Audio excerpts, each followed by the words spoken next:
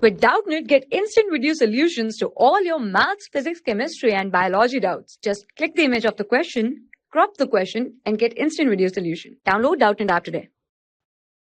Hi students, here the question is Alexander von Humboldt described for the first time which term? Ecological biodiversity, laws of limiting factors, species area relationship, population growth equation. So if we see this term ecological biodiversity, that means the variations of the species in a particularly ecological circumstance. Law of limiting factors, that means what are the factors is responsible for the growth and survival in a particular areas. Species area relationship, that means the relationship between the areas and the species who are living in that particular area. That means the relationship between the habitat and the species. And the fourth one, population growth equation, is how the population are growing, increasing or decreasing. So that's we have the equation. So this is known as the population growth equation. Now we will see Alexander von Humboldt. Who is that person? What's his achievement? What he had described first. So Alexander von Humboldt, his full name is Friedrich Williams Heinrich Alexander von Humboldt. We know him as a Alexander von Humboldt only. He was a notable Prussian geographer, explorer, naturalist.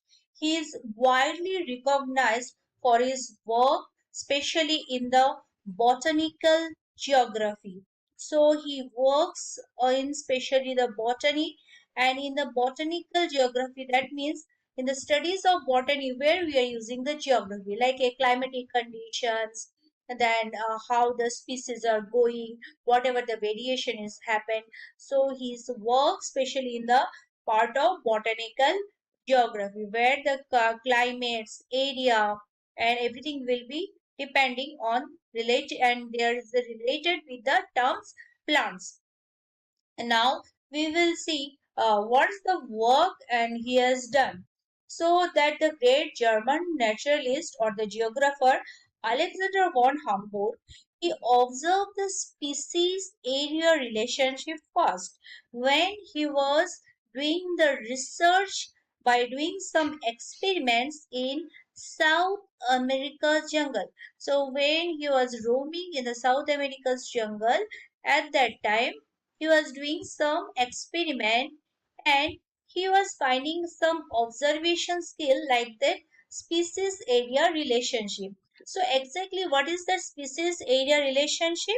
He get one curve. In this curve, that the curve will be described. So when he is doing the experiment, he just observe that and he got one curve, and this curve will denote the relationship between the species of that particularly area and the habitat.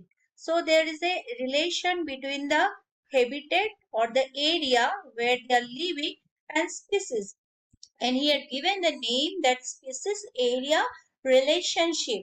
So if it is a large area, so there is a so there is a tendency of the more number of species. That means the large number of species. If the area is a small, so there is the chances of very small species or the number of species is less. So if the area is less, that time the species quantity is also less. So like that way, he just made that relationship, and he has done he at the time of explaining that he was using one systematic mathematical relationship